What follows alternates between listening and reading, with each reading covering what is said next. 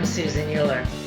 The Moulin Rouge is one of my favorite movies, and now it's an award-winning Broadway play. To help you enjoy these productions even more, here's the story of the real Moulin Rouge.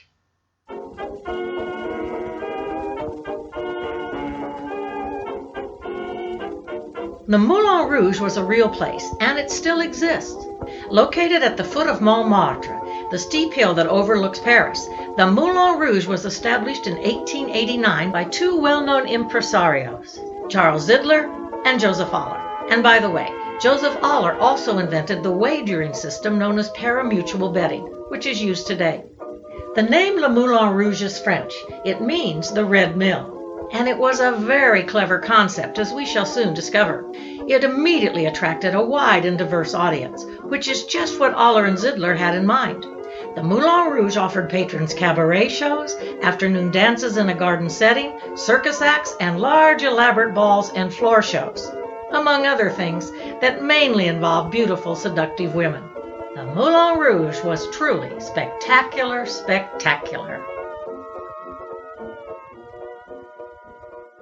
But why the windmill theme? Well, Montmartre had a long history of windmills, going back to at least the late Middle Ages. At one time, as many as 30 windmills were located in the area. At the turn of the 19th century, however, many of these windmills were gone, but many remained, as can be seen in this drawing of Montmartre as it looked in 1814. Today, Montmartre is part of Paris and is densely populated. But during the entire 19th century, it was still a semi-rural area that retained much of its small village character, even as the city of Paris encroached closer and closer. We know a lot about how Montmartre looked during the first half of the 19th century, thanks to the pioneering photography work of Hippolyte Bayard. These wonderful black and white photographs, which can be successfully colorized for a more true-to-life appearance, depict Montmartre's windmills, factories, and village streets as they existed in the 1840s, nearly 200 years ago. The windmill that always stands out is the so-called Moulin de la Galette, which was located on the summit of Montmartre. The complex known as the Moulin de la Galette was actually 3 windmills owned by the Debray family. These windmills, which were mainly used to grind grain, were built during the 17th century on foundations dating back to the 1200s.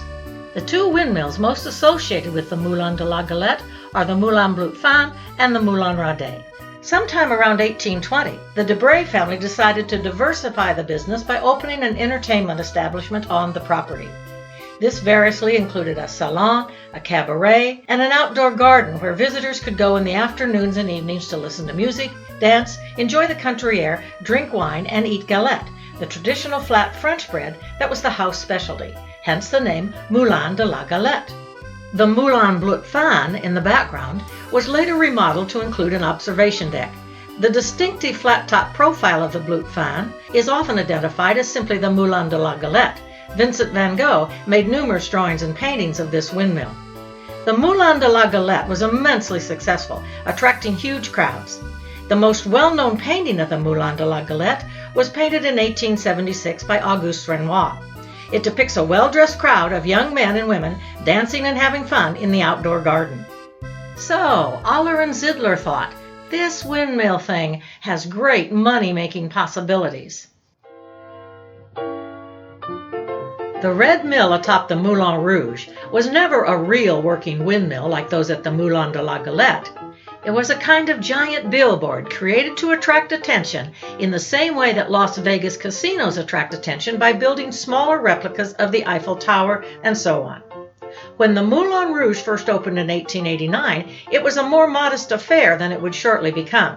It had no lighted marquee and only featured an outdoor garden similar to the one at the Moulin de la Galette and a large indoor ballroom. But it was the indoor ballroom that set the Moulin Rouge apart from other cabarets and dancing venues. A dance, or ball, was held every evening and on Sunday afternoons, and as the poster says, a grand fête, large party, was held every Wednesday and Saturday. These dances and fêtes included extravagant floor shows, and they were floor shows in the truest sense of the word.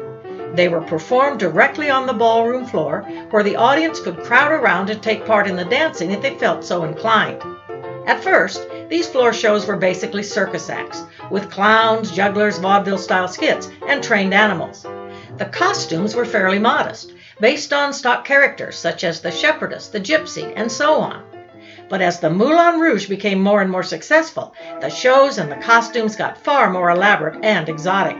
They frequently featured risque Middle Eastern themes and dances, which were all the rage at the time, staged in front of large and lavishly painted movable backdrops. But what really attracted large audiences to the Moulin Rouge was the introduction of a dance called the can-can. The can-can was invented at the Moulin Rouge, and it was immediately popular. It was originally called the chahoot, after the so-called rowdy girls who performed it. Chahoot literally means a noisy uproar. This dance was immensely exciting and scandalous because the female dancers lifted their legs high into the air, exposing their underwear. Now, the underwear these women exposed was far from scandalous by today's standards. Knee-length frilly bloomers, lots of lace petticoats, and dark, usually black stockings. But at the time, this was something you didn't see every day. And, of course, it wasn't something respectable women did, in public anyway. So, the really good can-can dancers became the stars of the show, as well as international celebrities. The artist Henri de Toulouse-Lautrec did much to popularize both the can-can and the Moulin Rouge itself through his many paintings, drawings, and colorful advertising posters. These posters, with their bold colors and strong simplified shapes, represented an entirely new approach to advertising art. Meant to be seen and understood from a distance, these helped make stars of the Moulin Rouge performers, as well as bringing widespread fame to the artist himself.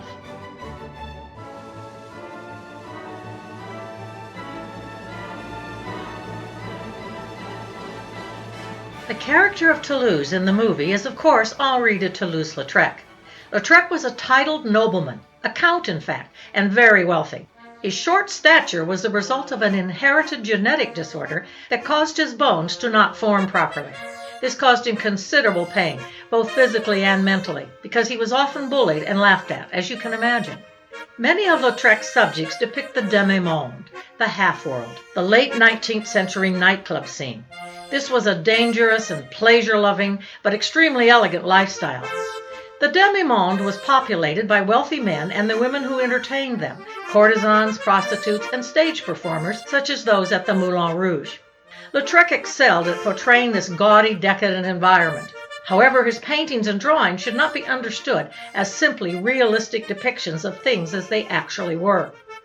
Lautrec was a master at caricature, able to emphasize his subjects' most recognizable physical features and gestures with a few lines, much as political cartoonists do. But his portraits are not cruel and demeaning. Instead, they portray with great honesty and sympathy the difficult and physically demanding lifestyle his subjects led, and the emotional toll it inflicted on them. But he does not glamorize them. If anything, he shows them looking more decadent and jaded than they may have been in life. We have their photographs, lots of them. They were celebrities. However, much about the Moulin Rouge was decadent. Case in point, the Elephant, a several-story building in the garden shaped like an elephant, just like it was shown in the movie. It was a kind of lavish VIP suite, a place where wealthy men could go to be entertained by courtesans, belly dancers, and perhaps smoke opium, but who knows. The Elephant burned down in 1915 along with the Moulin Rouge itself. The Moulin Rouge was rebuilt, but the Elephant was not. So much of what we think we know about it may be largely urban legend. But getting back to Toulouse-Lautrec, if you have any doubts about his outstanding talent as an artist, or his ability to accurately describe a person or a situation in only a few well-chosen lines and shapes, here is a work that will convince you. The subject is May Belfort, a popular music hall singer from Ireland, whose act included a cat. In his original sketches and in his paintings of Miss Belfort, Toulouse-Lautrec has really emphasized her overly made-up face, making her look very jaded and decadent indeed. Perhaps he did not like her personally, because here is an actual photo of her alongside of a poster done for the Moulin Rouge by another artist. May Belfort was actually quite good-looking. She was a popular celebrity after all. But to be fair, Lautrec does make her look more like herself in the final posters. but the cat is the real testament to Toulouse-Lautrec's ability to capture visual reality in a few simple gestures. If there ever was an accurate portrayal, as well as an extremely sensitive portrait of cat fear and anger, this is it. Truly a masterpiece. Genius. For the 10-Minute Professor, this is Dr. Susan Ray Euler. Thanks for tuning in.